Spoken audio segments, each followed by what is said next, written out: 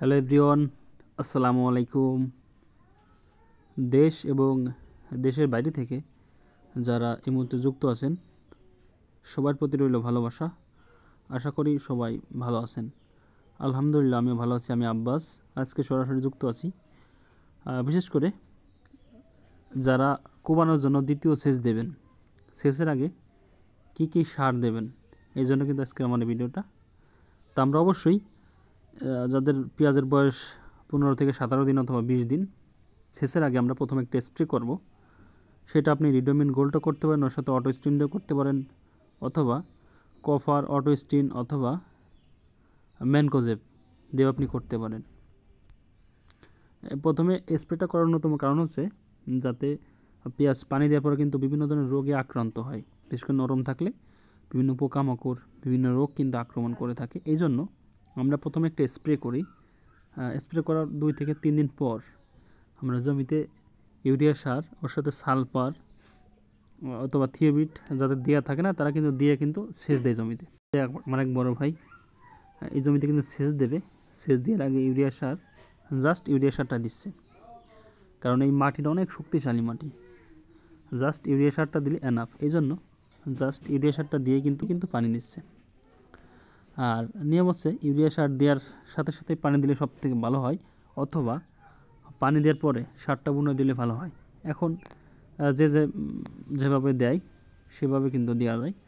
এর সাথে অনেকেই সালফারটা ব্যবহার করে থাকে, যেটা ম্যাগনেসিয়াম সালফার। সেটা দিলে কি হয়, সারটা দ্রুততম ধরায় দেয় গাছে। আর পেঁয়াজ যেহেতু 90 দিন একটা ফসল, 3 মাসে একটা ফসল, শীতের একটা ফসল, এই জন্য যত দ্রুততম সারটা ধরা দিয়ে যায় সেটা পারফেক্ট হয়, ভালো হয়। কারণ আপনারা জানেন যে গরম চলে আসলে পেঁয়াজের গাছ যতটুকু হয় সে ততটুকুর উপর ভিত্তি করে কিন্তু পেঁয়াজটা নেমে যায়। এই জন্য যারা পুষ মাসে প্রথমে রোপণ করে তারা কিন্তু পরিপূর্ণ ফলন পায়। এরপর আস্তে আস্তে ক্রমান্বয়ে যারা একটু নামিতে লাগায় তারা আস্তে আস্তে ক্রমান্বয়ে কিন্তু ফলন কম পায়। তো এভাবেই আসলে পেঁয়াজ চাষ।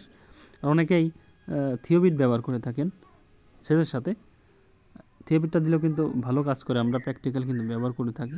এই যে ভাই তিনি কিন্তু জাস্ট খালি ইউরিয়া সারটা বুনছেন, ইউরিয়া সারটা জমিতে ছিটাচ্ছেন, সেটাই কিন্তু পানি দেবে।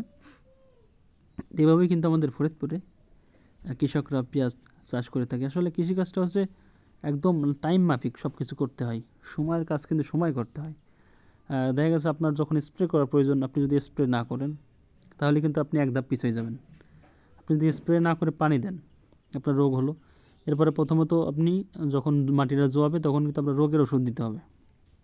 আর আপনি যদি আগের থেকেই যদি রোগের ওষুধটা দিয়ে রাখেন তাহলে কিন্তু আপনার রোগ থাকবে না, পানি দেওয়ার পরে গাছটা থাকবে সুস্থ। এরপর আপনি যখন একটা ভিটামিন কিন্তু প্রয়োগ করতে পারবেন। আসলে সুস্থ গাছে কিন্তু ভিটামিন দিয়ে, অসুস্থ গাছে কিন্তু কোনো ভিটামিন চলে না। যদি আপনি ভিটামিন ব্যবহার করেন আরও ক্ষতি হবে। এই জন্য অবশ্যই যেসব স্টেপ বাই স্টেপ আছে আমরা কিন্তু স্টেপ বাই স্টেপ আপনাদের দেখানোর চেষ্টা করে থাকি, শত ব্যস্ততার মধ্যেও, যাতে আপনারা যারা নতুন পেঁয়াজ চাষ করতেছেন তারা যেন কোনো ক্ষতিগ্রস্ত না হয়। অনেকে আছে যারা দীর্ঘদিন যাবৎ পেঁয়াজ চাষ করে, কারো কাছে শুনলে কিছু বলে না। আমরা কিন্তু তাদের জন্য এই ভিডিওগুলো মূলত মেক করে থাকি।